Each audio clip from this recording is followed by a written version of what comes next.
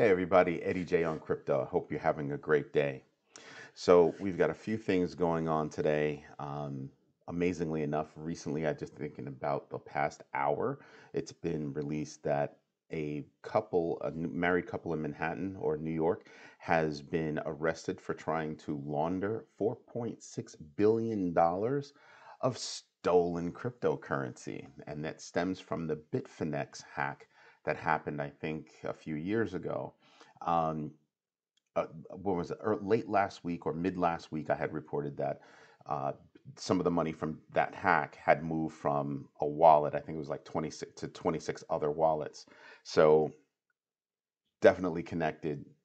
They didn't go about doing it properly to try to hide whatever it is they were going to hide. They used some of the proceeds to actually purchase some things for themselves. But they've been arrested. And what I find to be interesting is there's got to be some kind of a link between the hackers or the hackers go-betweens and them, because they followed the money right to this New York couple. $4.6 billion. And they didn't just hand the hackers some money and then take the crypto, right? So there has to be, hey, we're giving it to you on consignment. See if you can launder that, put it over here or whatever. But it's going to be interesting to see that case kind of play out. Um, KPMG has added Bitcoin and Ethereum to their treasury. And I say this because it adds further, I guess, evidence that cryptocurrencies are in the mainstream and possibly more mainstream than what people think. Mainstream being the average, the collective of the average person, right? And these businesses, large businesses, are adding crypto to their portfolios. KPMG, Tesla, you just have companies that are just, no, we're going to take that. Yep, we're going to take that. Yep, we're going to take that. You have colleges like Wharton that are, accepting, cryptocurrency for a few of their programs. So you start to sit back and you kind of go, okay, that's a nice toe in the water for accepting payment for something that we happen to be teaching. But imagine if that little test works and it works out better for the schools. Guess what? They'll wind up accepting, I think they're going to wind up accepting cryptocurrency for all of their classes. Now, wouldn't that be funny? So that's something that's going on. Big news that actually hit yesterday. I was going to sign on last night and do another video, and then I just said, you know what? I think one's enough. You people don't need to see this ugly face all the time. So Polygon actually raised $450 million from Sequoia in India, Softbank and Alameda Research. Sequoia actually led the drive, but those are some really big names. Those are some really, really big names. So I think they're expecting a lot from Polygon. And if you look at Polygon, a lot of people are saying, well, wait a minute. Everybody's waiting for Ethereum 2.0. Why? You have Polygon. Polygon's fast. It's not congested. It's way cheaper. I mean, heck, you can do NFTs on Polygon cheaper than, I mean, basically free than you can do on Ethereum with their high gas fees and congestion and all that nonsense. And so if you're looking for Ethereum 2.0, here's Polygon that's already able to scale and still doing more to increase scalability and keep the prices down. So I think that's those are some of the reasons why companies are looking at Polygon and saying, you know, this could be the one. Plus, I mean, just what what percentage of the projects that are Web3 are already on Polygon? Decentraland, the Sandbox. I mean, Axie Infinity. Name some of these large, and powerful Web3, metaverse plays. They're on Polygon. So remember what I kept telling you, connective tissue. It's all about that connective tissue. Polygon is a part of the backbone of Web3. Well, being part of the backbone of Web3, if you've got most of Web3 running on your network, I would think that that's going to garner some interest and about $450 million worth of interest. So that's kind of funny. There, Arizona seems to be on a tear right now. An Arizona state congressman, actually an Arizona congressman, David Schweikert, has partnered. He's a Republican. He's partnered with Democratic Congresswoman Suzanne Delbene or Delbean. I don't know how to pronounce her name, so she's probably gonna, drop me a note because I just totally mutilated her name. Sorry. Um, but they introduced a bill that would um, basically protect small transactions, meaning transactions person to person, peer to peer, of below $200 from taxation, property tax. So I'm sitting there, I'm kind of like, wow, that would be interesting. That would be very interesting. So that means I'd be able to, pass my kids 200 beans and not have to worry about taxes and all that. That's kind of cool. So we're going to see how that plays out. I think I'm trying to see if I actually have the bill number in here. I don't, but I know it was. I know it was actually put forward. Um, I don't know how it's going to pan out, but I think it's going to be interesting on how it pans out because there seem to be a lot of bills going against crypto and a lot of bills in favor of crypto. And I'm sitting there and I'm kind of saying to myself, I think the favorable ones might win when you have, Republicans like Rafael Cruz, because that's his name, buying Bitcoin. He used a broker to buy it, but he still purchased Bitcoin. I mean, not a ton, but when you can afford anywhere between, I think it's 15 and 50, $1,000 worth of Bitcoin, I think that's a favorable outlook. So that's kind of a big deal. Um, Something else that's in the news is I wanted to follow up on the Bitcoin family, the whole Portugal having 0% tax on cryptocurrency. Um, for people of color like me, um, I don't know that Portugal is an option. There was a report released by the United Nations Human Rights Office of the High Commissioner that says, they still, suffer from their colonial days and don't necessarily treat people of color well. So, as beautiful of a place that it might be, I don't know that I want to go there. I think I might not be the kind of person that would, enjoy it. But we'll see. Maybe I'll take a look. Maybe I'll get lucky, go visit. Maybe I'll get invited by somebody and go visit the country. I do hear it's beautiful, so it could be interesting. But that would be something that would make me not have it on my list to go visit immediately. um, so that's that. I just wanted to follow up on that. That yeah, it's great depending on who you are and where you're coming from. Um, Following the Solana wormhole hack, well, Meter has been hacked, and it's affecting the Meter and Moon River networks, and that's not fun. It was about 1,391 Ethereum and about 2.4 Bitcoin, totaling about $4.4 million. And this is another kind of hack where they're attacking, um, I guess the connective tissue. They're connecting things that would connect two or more chains. So there was the wormhole hack, and here's the meter hack, and you sit there and you kind of go, hmm. On that note, you have who is it? Polkadot. Moonbeam Network is supposed to be hot. They're a parachain network that's operating on Polkadot, and obviously that means that they're connecting multiple chains. That's great, but given the hacks that have gone on, I don't know that I trust all of that technology yet. I'm waiting to hear a bit more about the security of that feature before I would try to venture into that personally. But these are things that I look at because these are tiny little bits of news that not everybody's hearing yet. So down the road a little bit is when it'll start taking hold and might actually affect crypto markets. So this is the kind of research that I'm doing, finding kind of things that are big news, small news, out of the way news that you should be paying attention to. For example, Ripple. Ripple is a crazy fast network. I told you yesterday, one of the things I don't like about Ripple is the fact that you have to hold 20 Ripple per account, right? So if you've got multiple wallets where you're bouncing Ripple back and forth to, do things, trade things, whatever, you've got to hold 20 Ripple in each one of those wallets. So I find that to be inconvenient. So if you've got two wallets, that's 40 Ripple that you're holding there. And right now the prices are really cheap. It's less than $1, right?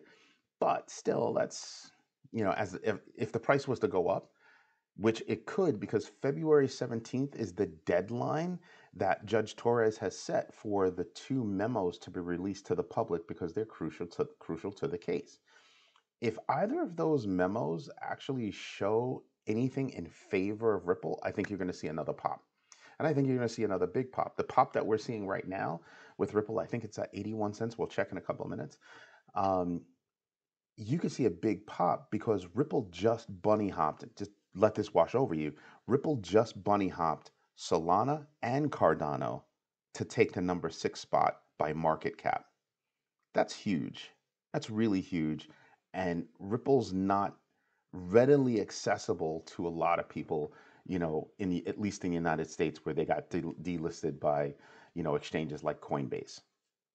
So you sit there and you're kind of like, man, that's at 81 cents. I had Ripple when it was still 33 cents. Heck, I had Ripple before then.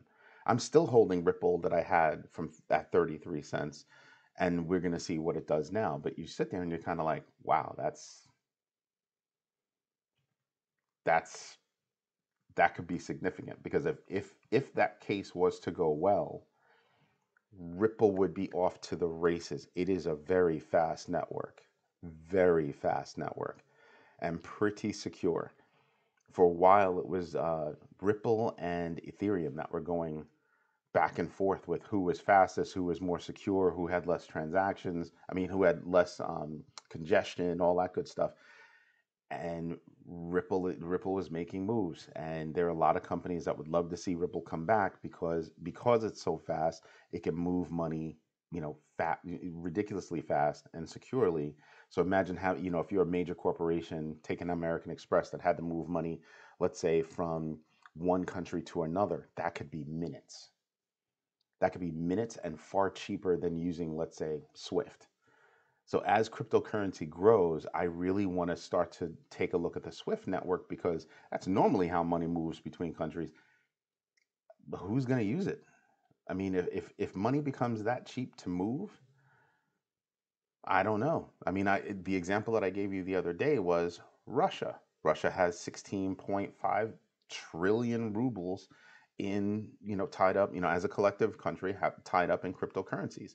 Well, they can move that money anywhere, and they can move it within minutes.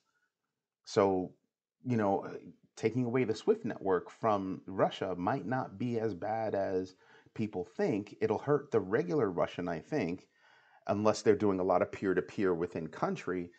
But the oligarchs, I'm pretty sure, if they don't have, I mean, Putin is worth what? Last time I looked, a couple of years ago, he said, or they said, that he was worth about $215 billion. Well, that number of rubles is about $200 billion. So not all of the oligarchy money is tied up in cryptocurrencies, but if push came to shove, I'm pretty sure that would be the move. Or at least if I was there and I was an oligarch and I had that kind of loot, that would be my move. So that way I'd be able to leave the country, travel around, and still have access to money, you know? So there are ways that you can do things, and that's what I find to be pretty doggone interesting. So let's get to the numbers so you can actually see, because that's about it right now in the news. But I think that's actually a lot of news to kind of take in, because when I look at how cryptocurrency is being used and being accepted within the mainstream, that's when utility starts to increase. Like I was watching a video earlier, and they were talking about how Adobe Photoshop Adobe has created a way for you to link your Adobe ID to places like OpenSea to create NFTs. Well, I had a conversation with my solutions architect for Rebel Reach and Rebel Vino, and Stephen was like, "Yo, what's an NFT? Why? What's the big deal?" Because now I can automate that whole process. I pick a few backgrounds, I pick a character, I pick a few different hats, a few different mouths, a few different eyes, but it's the same character, so to speak. And there's a script in Photoshop that will just create all of the combinations, and boom, now you have all your NFTs. And now you have a button that'll connect those NFTs to, OpenSea and other platforms. Excuse me, is that really artwork? I don't know. We've got NFTs, for what we're doing, working with a few local artists like Sabar 7 and And his stuff, I'll even show you what it looks like. Oh, it wants me to log in. I don't need to log in. Here it is. So here's an NFT that we have for Sabar 7. This is real artwork. This was on a wall. It's historic New York City. It's just nostalgic, right? It's gorgeous artwork on a wall, yeah, you know, in New York. That doesn't exist anymore. To me, that's a good reason to use an NFT, right? You know, to kind of preserve artwork that's no longer available. And I don't mean artwork that you did some street art, threw it up, probably gorgeous, right? There are a few people doing this. Throw it up on a wall or wherever it's going to be, and then destroy it after taking pictures and then selling it as an NFT. Now, don't get me wrong, that takes work. But that's like instant, no longer available to the human eye just walking down the street. This one is nostalgic because graffiti started in Philadelphia and was perfected in New York. And it was originally called, and then, you know, it grew up to be street art and urban art. And graffiti is the core of it. And, you know, a person like Jason, he's traveled the world doing it. But when you can just click a button in, you know, click a couple of buttons in Photoshop and match a few things automatically, to me, that's not really art, right? I mean, I saw a video of a guy doing that. He didn't even create that art. He just took things that matched and said, okay, and it created like 2,100, you know, unique images. Wow. Wow. You know, I think there are uses for NFTs. I think, you know, proof of ownership. I think for, you know, entrance, to prove that you have a ticket instead of QR codes and things like that. You know, because not only do you have the NFT to prove that you have it, but that becomes a collector's item. You know, I mean, how many concerts have you been to where people are like, oh man, I still have my ticket from that concert? Believe it or not, there are people that buy those things, you know? So that's something to think about. So, you know, we're doing this NFT, but anyway, let's get back to the fear index. Yesterday was at 45, today it's at 48, and I told you it's going up. Right now, I think there's a lot of profit taking going on.